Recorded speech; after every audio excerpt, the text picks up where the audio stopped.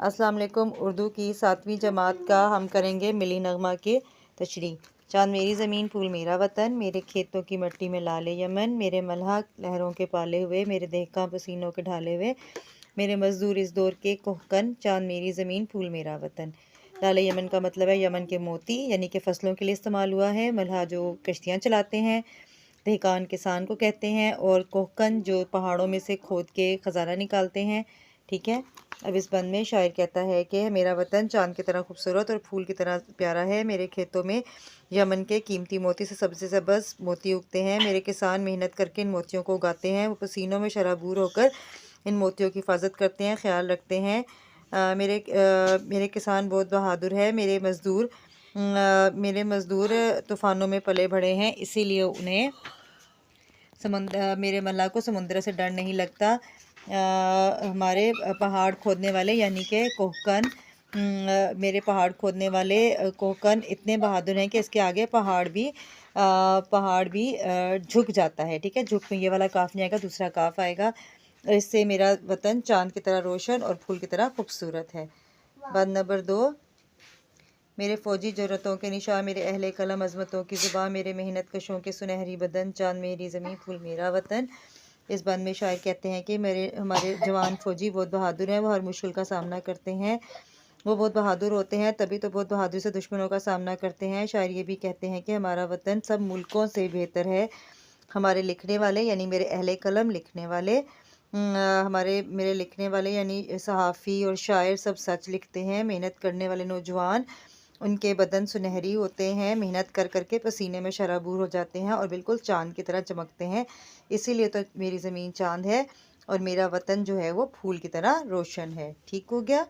अहले कलम यानी कि सहाफ़ी, शायर जो लिखने वाले, और मेहनतकश मेहनत करने वाले मज़दूर। ठीक है, और फ़ौजी, 3 पेशों का जिक्र है इस बंद में।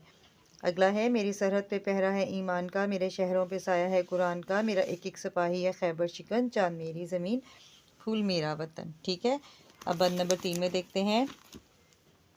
इस बंद में शायर कहते हैं कि मेरा वतन जो इस्लाम की बुनियाद पर बना है, इस पर अल्लाह ताला का फ़ज़ल है। हमारी सरहद पर फ़ौजी ईमान की ताकत के साथ इसकी हिफाजत करते हैं। हमारे शहरों पर कुरान का साया है जो हमारी अमन व सलामती का ज़ामिन है।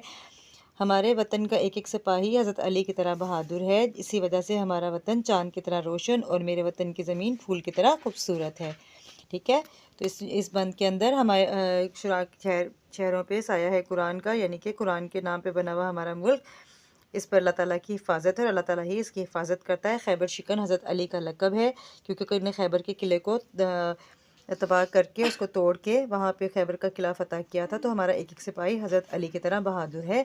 जिस तरह उन्होंने बुतों को तोड़ा था, खैबर को तबाह किया था, किले को, और फ़तह पाई थी, इससे हमारा हर सिपाही अपनी सरहद की हिफाजत करता है।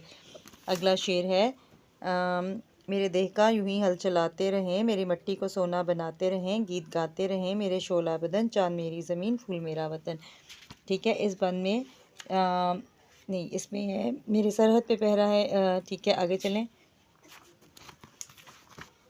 आखिरी बंद में शायर कहते हैं कि अगर हमारे किसान इस तरह मेहनत करते रहेंगे तो हमारी फसलें अच्छी और खूबसूरत उगेंगी। जब अच्छी फसलें उगेंगी तो हमारे मुल्क में खुशहाली आएगी, हम खुशहाली के गीत गाते रहेंगे। शायर दुआ कर रहा है। ठीक है, शायर दुआ कर रहा है आखिरी बंद में। इसी तरह हमारे वतन में अमन कायम होगा। अब कायम में नुक्तों वाला काफ होता है। ठीक है। इसी तरह हमारे जो मेहनत करने वाली शोला बदन यानी मेहनत करने वाले लोग अमन के गीत गाते रहेंगे, गुनगुनाते रहेंगे। किसान इस तरह ही मेहनत करते रहेंगे, और किसान अगर ऐसा मेहनत करते तो हमारी मिट्टी को सोने जैसा बना देंगे, इसमें गंदम जैसे मोती उगेंगे, और फिर मेरा वतन चाँद की तरह रोशन है और फूल की तरह खूबसूरत है। ठीक है। इसके बाद अब आप तशरीह मुकम्मल कर लीजिए। अल्लाह हाफ़िज़।